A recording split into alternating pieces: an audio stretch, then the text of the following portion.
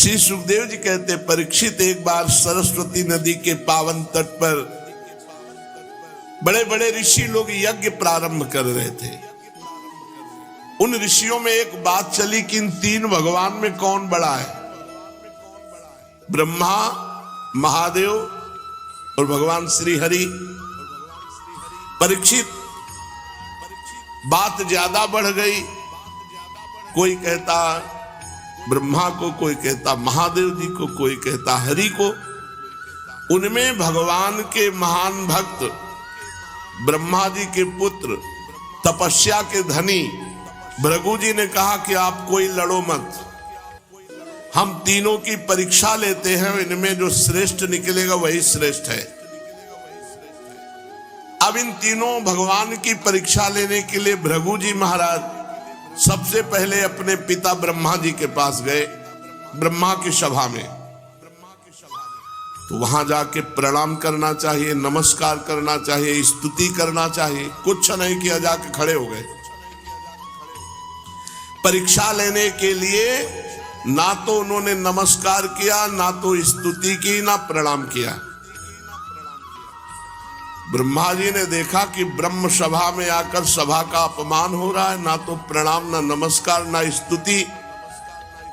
एकदम क्रोध आ गया। फिर अपने क्रोध को दबाते हुए देखा कि ये तो मेरा ही पुत्र भृगु है।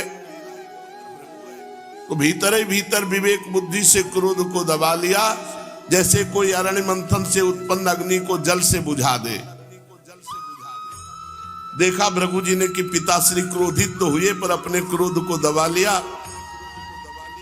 बस फिर प्रणाम किया भृगु जी ने और वहां से चल दिए। परीक्षा हो गई। कैलाश पहुंचे। देवादिदेव भगवान शंकर ने देखा कि महर्षि भृगु जी पधारे, तो बड़े आनंद से खड़े होकर दोनों भुजाएं फैला दी। कैलाश में आओ भाई, गले लगो। महर्षि भृगु जी ने कहा, मैं तुम्हारा आलिंगन नहीं स्वीकार करता, तुम लोक और वेद की मर्यादा का उल्लंघन करते, इसलिए मैं तुम्हें गले नहीं लगा सकता। भृगु जी के बात सुनी तो भगवान शंकर ने कहा, तुम्हें गले लगा रहे थे तो तुम्हारी समझ में नहीं आ रहा था, अब हमारा त्रिशूल तुम्हारे गले लगेगा। और त्रिशूल उठाया और कहा, तुम ऐसी। त्रिशूल उठाकर महर्षि भृगु को जब मारना चाहा तो सती जी ने पकड़ लिया। नहीं नहीं, ब्रह्म ऋषि की हत्या ठीक नहीं है।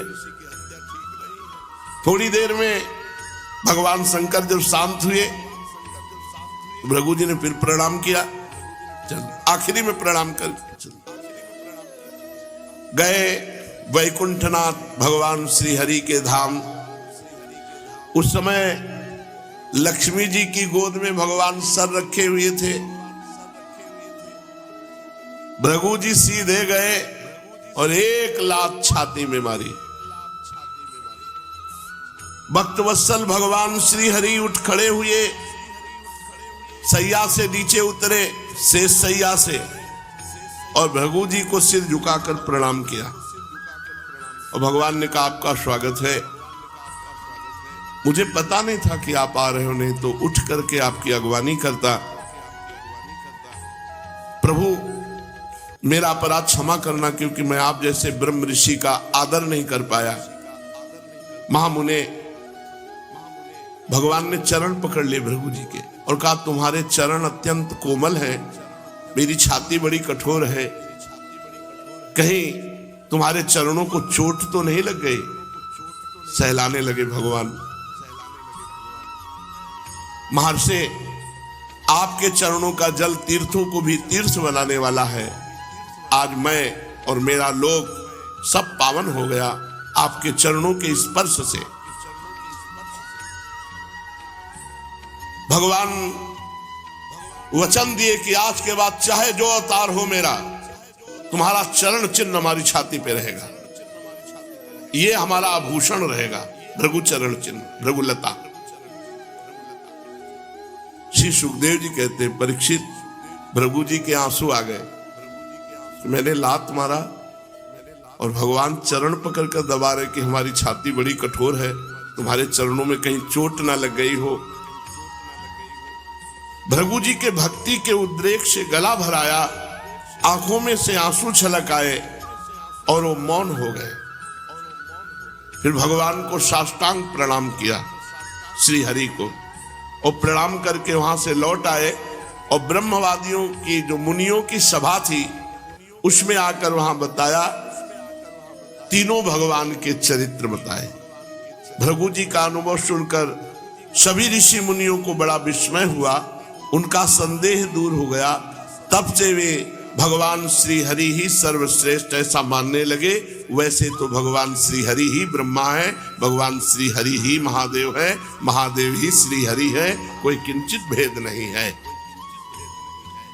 भगवान श्री हरि ही साक्षात धर्म ज्ञान वैराग्य 8 प्रकार के ऐश्वर्य और चित्त को शुद्ध करने वाला यश प्राप्त होता है। शांत समचित्त अकिंचन और सबको अभय देने वाले साधु मुनियों के वे एकमात्र परम गति हैं, ऐसा सारे शास्त्र कहते हैं। भगवान की प्रिय मूर्ति है सत्व और इष्ट देव हैं ब्रह्म ऋषि। निष्काम शांत और विवेक संपन्न पुरुष श्री भगवान श्री हरि का भजन करते हैं। भगवान की गुणमयी माया ने राक्षस असुर देवता ये 3 मूर्तियां बनाई। इनमें सत्वमयी देव मूर्ति ही भगवान की प्राप्ति का साधन है। स्वयं भगवान समस्त पुरुषार्थ स्वरूप है।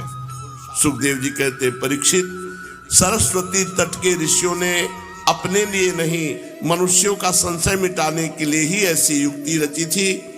पुरुषोत्तम भगवान के चरण कमलों की सेवा करके उन्होंने भगवान का परम पद प्राप्त किया। सूत जी कहते, शौनकादि ऋषियों, भगवान पुरुषोत्तम की एक कमनीय कीर्ति कथा जन्म मृत्यु रूप संसार के भय को मिटाने वाली है। यह व्यासनंदन भगवान श्री सुखदेव जी के मुखारविंद से निकली हुई सुरभिमयी मधुमयी सुधाधारा है। इस संसार के लंबे पथ का जो बटोही अपने कानों के दोनों से इसका निरंतर पान करता रहता है, उसकी सारी थकावट जो जगत में इधर उधर भटकने से होती है दूर हो जाती है।